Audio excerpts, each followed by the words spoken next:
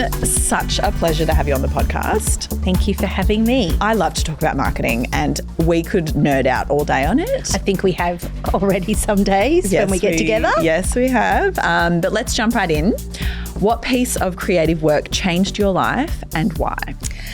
Okay, so I'm going to be a bit sneaky about this question because I feel like it's not a creative piece of work, it's a marketing piece of work that allowed me to change the way that I looked at marketing.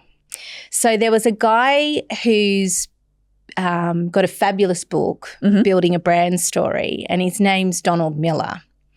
And I'm using this question as a way to kind of look at how most brands go out into the market and talk about their marketing. And part of it is that they talk about themselves. They talk about who they are and why they're different and how amazing they are. But what Donald Miller does is take it back to the story. And that's where I feel like marketing is such a creative piece because you want, rather than you as the brand to be the hero of the story, you really need to shape marketing about the person that you're marketing to. Your customer needs to be the hero of the story. And that's what changed it for me a lot when we looked at what is it that marketing is. And for me, it's creative. For me, it's telling your story to exactly the right person that you want to connect with and nothing else. And people get caught up in that world of marketing and what they should be doing digitally and how they should be using the tools around them to create marketing. It's not about that at all. It's about being creative and telling a story. And that's what Donald Miller does brilliantly in Building a Brand Story. For anyone listening who doesn't really know what marketing means or what it can do for a business. Can you describe what having an idea of a marketing strategy means? Yeah, it's really interesting. This terminology, marketing strategy, just gets thrown around all the time. And what we're trying to achieve with a marketing strategy is pretty much a plan. It's the plan of making sure that you are communicating your message to exactly the right person that you want to connect with. And when people go out into the marketing space, whether it's digitally, online, any of the tactical pieces that they try and achieve, they don't get that piece right. Let's talk about who we want to connect with and why. And strategy really is very simple. It's the plan and the why behind what you're about to do. Love it. So a marketing strategy is who are we really for? What's the problem or outcome that we want from this marketing? How are we different than anybody else out there, which is a very big point, especially when you're talking to creatives who have an amazing wealth of knowledge about their craft, but how are we different? Niche down, exactly. And where and how do we need to show up? Because you do not have to show up everywhere. And that's something else that we talk about a lot. And so without a strategy, you're just a whole bunch of tactics trying to achieve something without sticking with the plan and why the plan is in place. So you're going to be clear on what you want and then clear on how you're going to get there. Correct. It's not just paying for a billboard in Times Square and hoping for the best. So I know there is such a thing as no marketing plan, but can you describe what would be a bad marketing plan for a business? I think the random tactics. I think trying to be everything to everyone and spreading yourself too thin. I always say do one thing and do it really, really well and then multiply that action. So if you're getting results of one particular, channel or what have you, keep growing it. Keep nurturing those people that are online. But also the secondary part of this is to go back to your business goals. So it's all very well to be up online and be connecting, but why are you connecting? What is it that you're driving? Are you driving that you want to have a following of 1,000 people? Are you driving that you want to have this kind of messaging out there about who you are as a person? Try and be really clear about why you're doing what you're doing, and then do it well on one particular channel. And keep your messaging very specific. So again, saying to something like, we're passionate, we care, be more specific than that, because you are an individual creative person that is trying to differentiate yourself in the market. So really try and find that exact thing that allows people to spot you over the other. Do you think, like, because for creatives or generally when I'm talking to people starting out, I tell them to find someone who you think you'll like. If you're an actor, if you're a filmmaker, if you're a, artist, it's good to have comps. Do you find that in business as well? Like, this is who we're trying to emulate and then work backwards from there? Yeah, I think you can take the same values from another business model that's out there and use that to kind of identify who you are as a business. So there's, of course, businesses that you'd align with more than others. So yeah, definitely take that, but still try and be very specific about the clarity of the business that you are, not the business that other people are, especially your competitors. Yeah. You could strive to be like them, and we're just being another one of those people in the market. Yeah. But taking values absolutely from them and from that messaging is great, but make it your own. Well, you've had a couple of businesses now, the High Tea Party and the Peppermint Group. Different audiences, partners, and different ideal customers. Can you talk me through some of the strategies that you designed for both and how they differ? Yeah, I mean, the High Tea Party was a very big part of my journey. So I've been in business for 20 years and 15 of those was running the High Tea Party event. One of the biggest things I think that was the calling of why I did something, which is a great way of looking at it from a creative business side as well, was the High Tea Party was built out of something that tangible that I could take to brands to share with them what they would get. So rather than me being an agency, a marketing agency that could do X, Y, and Z with your brand, I took a property, which was an event property. I probably should explain what the High Tea Party was.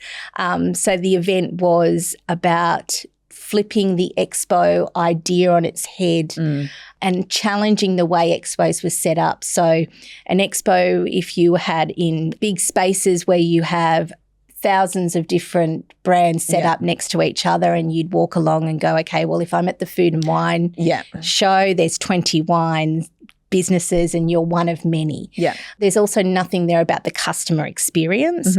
So I decided that if you wined and dined the guest, you would be more receptive to the brand that was trying to market to you. So you weren't really seeing the marketing happen. It's part of the experience. It was part of the experience. So the High Tea Party was very much about having brands come on board to connect with their customer very simply, but in a 5-star environment, that the customer journey and the space was very high end. So people had that enjoyment of the day, and then the messaging from those brands would come into play. Yeah. So that was my kind of first entity, was to be able to take something tangible to market and say, okay, anything that was in interest to women, whether it was fashion, beauty products, gifts, anything like that could have a space at this event, but you were also category exclusive. So you had one fashion client and one alcohol partner, so that everyone had that true engagement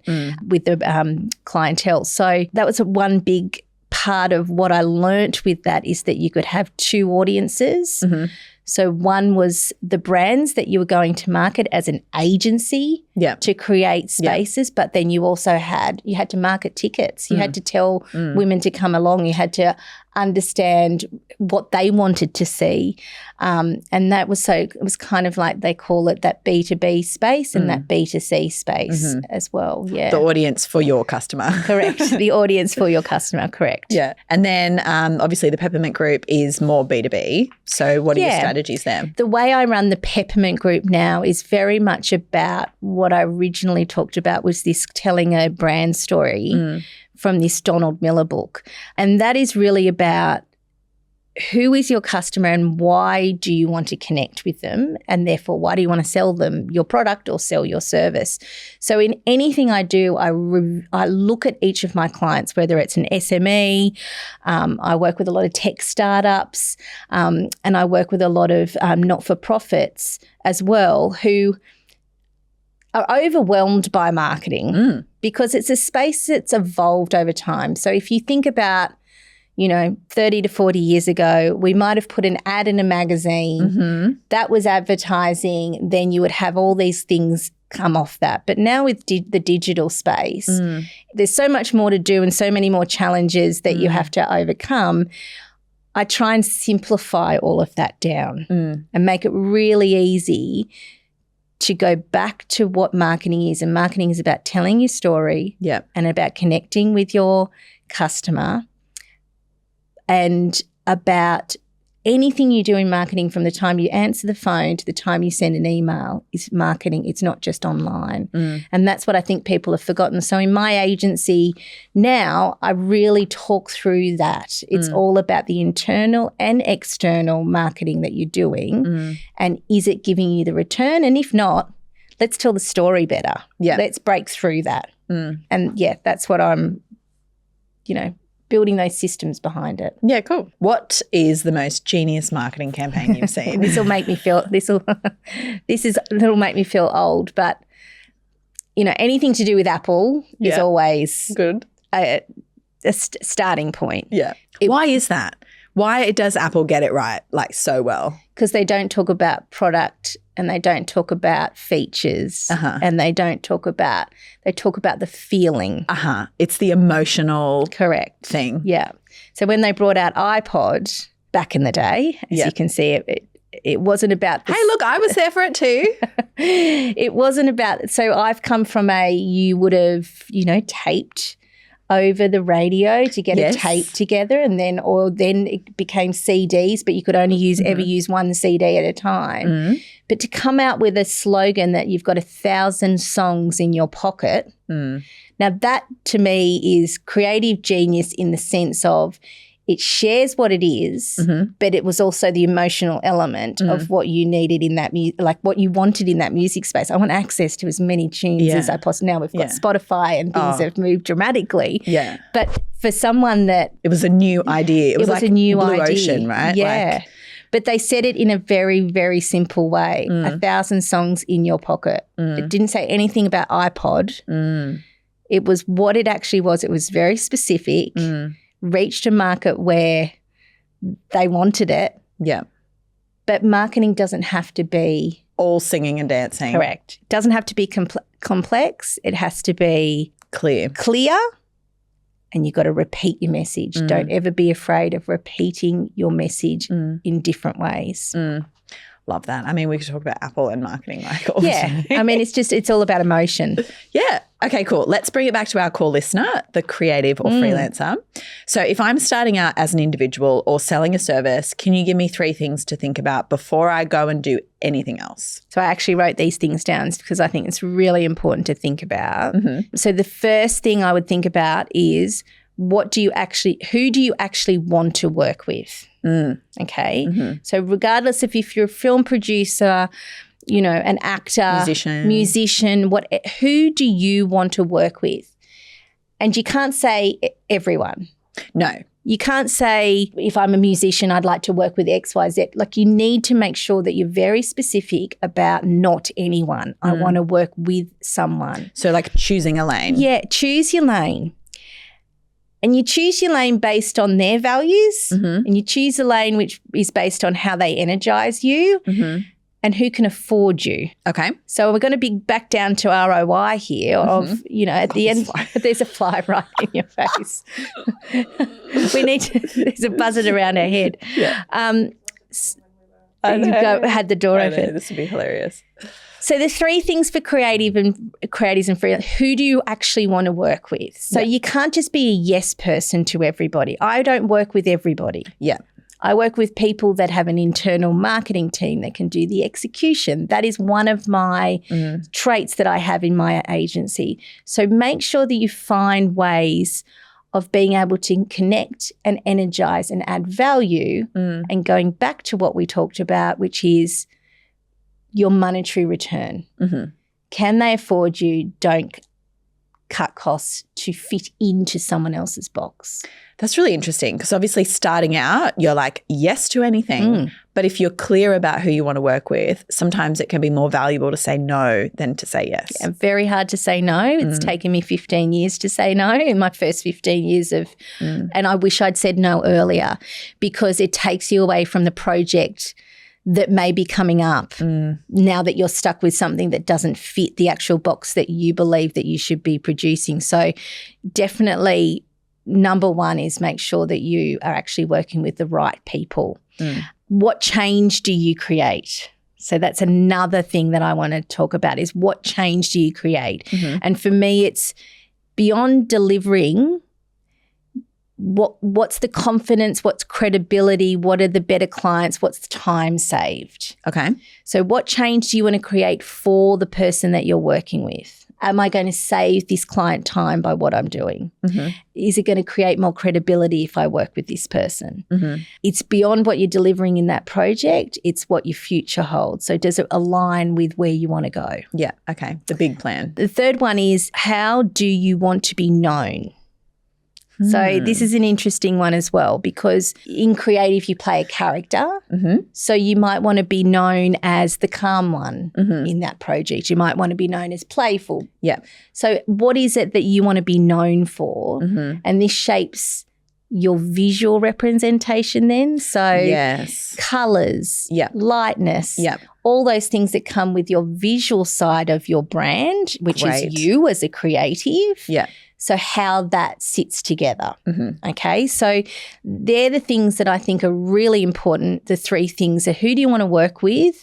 What change will you create when you work with that person? And what do you want to be known for? Do you want to be known for, what's your personal character? You want to be known for being energetic, calm, bold, all of those things, and shape that voice around it so that every time you put something out into market, it aligns with you as a brand. And it's interesting because when you're starting out, you don't really know any of these things, but if you take the time to think about it, it's going to save you a lot of time and a lot of going down the wrong path. What are some things to watch out for? These are and you've kind of touched on some of those, but like what do people commonly do at the beginning? These are all the things that I've probably, looked at over the many years that I've been in business. Is really try hard not to underprice yourself. Right. Really understand that the exposure jobs, so the things that you need to do for free, and the student films and for credits. They're all there. And yes, you might have to tap into them, but make sure that you tap into them with a plan behind why you're doing it. Is it because it's working with a director, for example, if you're an actor, that you've always wanted to work with? So don't just do all these things for free when you should be planning why you should be in, market. The other thing for me is put your face out there. I mean, clearly for an actor, that's what they do. But in other creatives, don't hide behind your work. Good. Like designers, artists. Make sure that a lot of brands now are built on what the founder's story is. Founder content. It's all about founder content. Now, people, like going back to people want a story. They want to know the highs of the story. They want to know the lows of the story. Because they resonate with that. So if you're trying to just share your work, people don't see it as much as sharing your work with the connecting with the person. Yeah, that's really good. And then my other thing is try and be careful about burnout and being inconsistent. When we talk about the exposure jobs, when we talk about the things, there might be a pocket of that you have to do, but allow yourself a small amount of your time to be on that while you're building your business, and you're building that through marketing yourself and being up online. So try and be consistent with your plan. And your plan is your marketing strategy to get yourself the work that you deserve. Okay, I'm a big believer in trying to keep the costs down as much as possible, especially in the early days. Can you talk about some great low-cost marketing ideas that you've seen, across businesses that you work with, but also like creative people or individuals? Yeah. Marketing doesn't have to be expensive. Marketing has to be specific, but also try and make it every touch point that you have is a client experience. Okay. So every single touch point you have. So I'll take you back a step. When I was running the high tea party, when I started my business, I knew that if I was ever to sell this business, it needed to take me out of the equation, because I'm not selling me, I'm selling the assets of the business. So when I eventually sold the high tea party concept to a media agency, it was about what they were buying into. And so things like collecting people's emails in the right way is really important, because people buy that as an asset. So think about those things as well. Anyone that you've worked with, any connections you have, the customers that you might be targeting. Make sure that you invest time in emailing them and them being a part of your journey. And do it you're all creative, so do it in a really creative, fun way so that people see and hear it. So it could be just a newsletter every month or whatever. But keep it in a way that you're consistently thinking about who is on your database and why you're sending it, not just send it about this is what I've been doing and the projects I've been working on, but send it so that you're adding value. And then that adding value creates that community around you that will always support you during any journey that you go on. I like that thing about adding value, because then when people get the newsletter, they want to read it because the last time they got something out of it. That's right. So it's the adding value piece that's so important. It's not about what I've done. It's about how I'm educating the people that surround my business on why I'm so great at what I do, but I'm adding value back. I would also say, if I was looking at low-cost marketing options, is I would really just focus on one platform that suits your business the most. Okay. Don't try and scatter your Instagram, LinkedIn, all of that right across. Try and do one, and try and do one really well and create that following around it. The other thing for me is there ways that you can speak or teach workshops, whether you create your own workshops. For example, webinars are a great thing at the moment where you can go up and share your vision, and they're low cost. Almost free. But it's also, again, that value-based marketing where you can then share, here's the 5 things that we talked about in the webinar. Now, sometimes it doesn't matter who turns up even on the day. It matters about how you can represent that we ran this, this webinar and it was X, Y, Z. Perspective, right? It's all about perspective. The final thing for me in terms of the marketing yourself is make sure that you really work on what the client experience looks like. So what that means is there's everything when you write any type of communication, it's very clear. You put yourself in the position of who the client is that you're writing to and make sure that you're very clear and it's simple.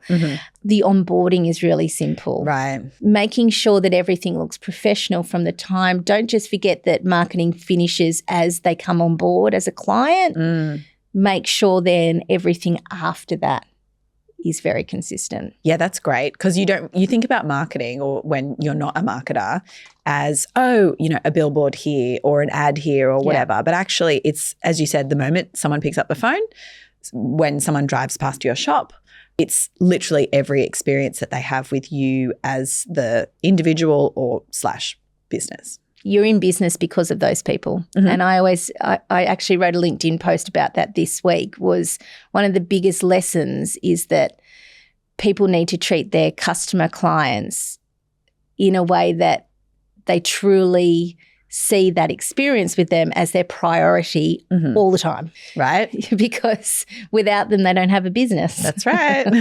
So totally. It's in the little things. Like if you're a restaurant owner, you know, you greet guests at the front door. That is marketing because someone will say, you know, this person spoke to me really lovely at the when I walked in. So all of that becomes the way you get referral work. I heard someone say surprise and delight. Surprise and delight. Your customers. All the time. I love that. Yeah. All right, let's talk non-negotiables. Yep. What do creatives need to market themselves? And how do people find them? So I would say number one, I want you to go away and think about what your clear one-liner is. Sales pitch? Sales pitch, elevator pitch, whatever you in the back in the barbecue in the backyard with family and friends. If someone asks you what you do, you have a very clear line. Rehearse it. Rehearse it. Have a palm card. Yeah.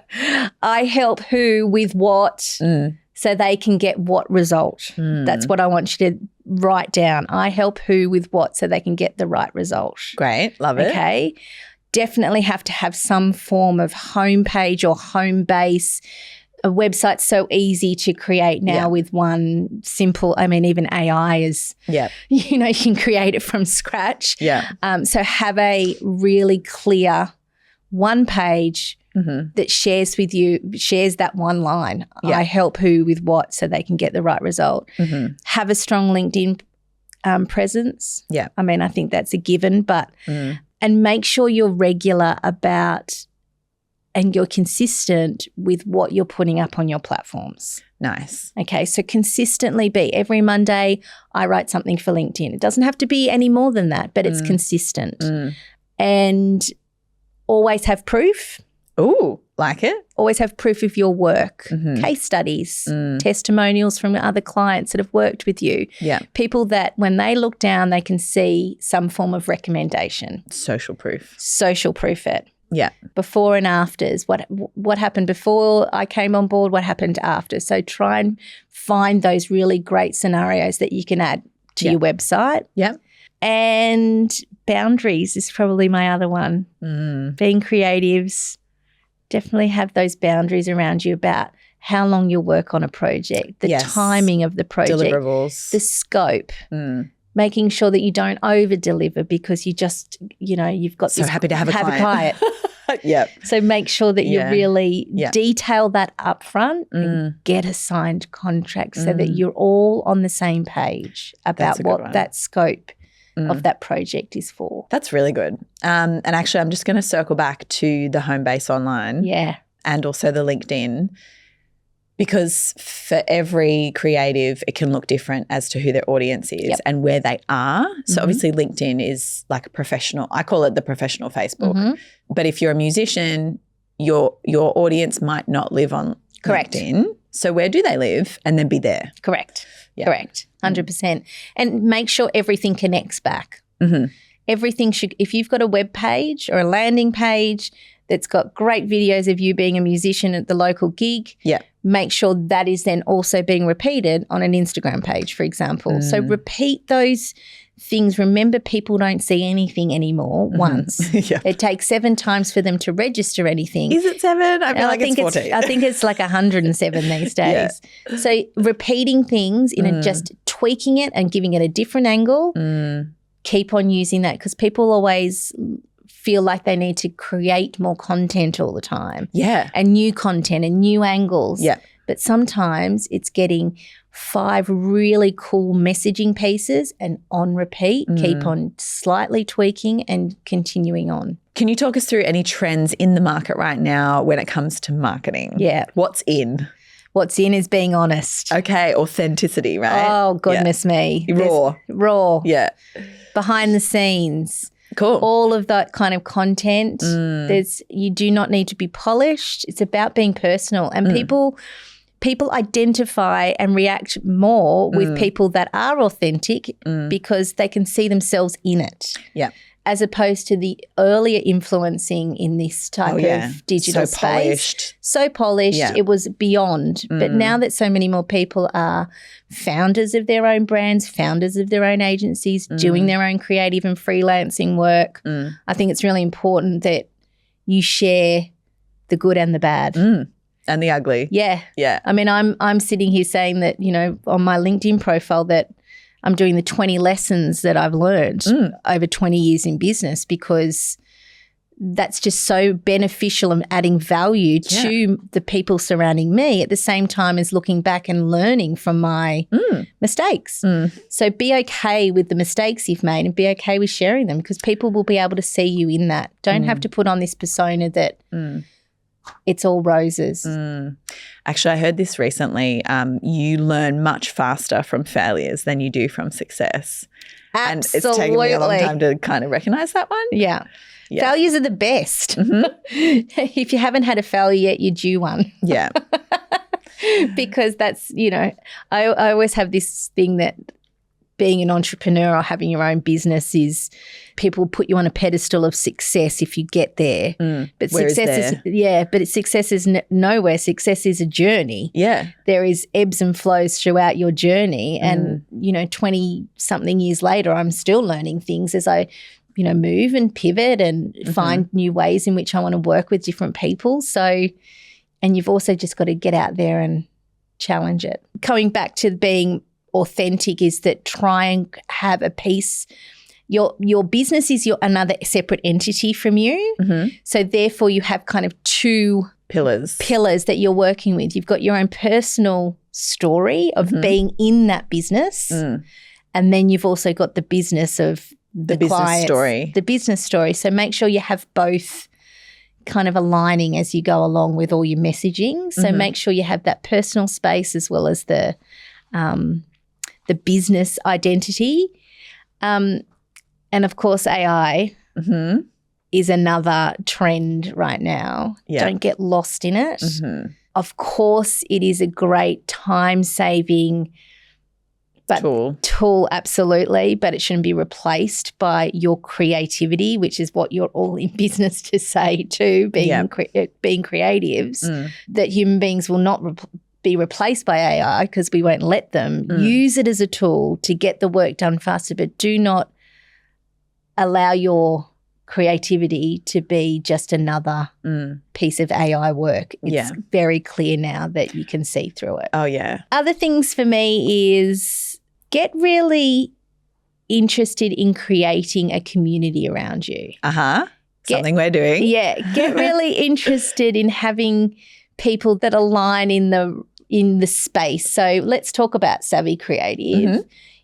We're getting together because the biggest thing is about marketing, the business side of being a creative. Exactly. So whoever taps into this community is really interested in that, and we want to have deep conversations about that so that we all become really not just good at our craft but good at running a business. Yes. Right? Yes. So get deep in that when you're thinking about your own business. This could be membership, this could be newsletters, it could be private groups, but people want to feel connected.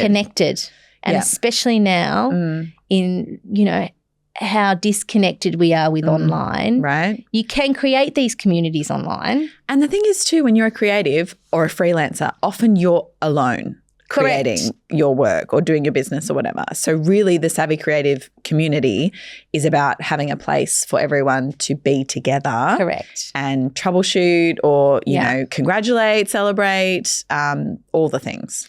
And I think that's really important when you talk about the events, for example, that Savvy Creative are putting on, is that people do feel like they're the founder and it's they're alone. And to come into a space – in a live human to human, I'm always about connection human IRL. to human. But it's really like to have that connection and be able to, workshop ideas and people being in the same space that love what they do and also have a sounding board for the challenges that they have. I think so important. So use that as a tool around you, even for your marketing spaces. How can I bring value to people around me? And let's get in deep and start to have those discussions. So we ask this one to everyone. What do you do if you've hit a block in your work? What do? You walk away, first of all. Okay, yeah. You walk away because the block is there for a reason and you have to shake it off. I'm so all for that. And it will come back to you.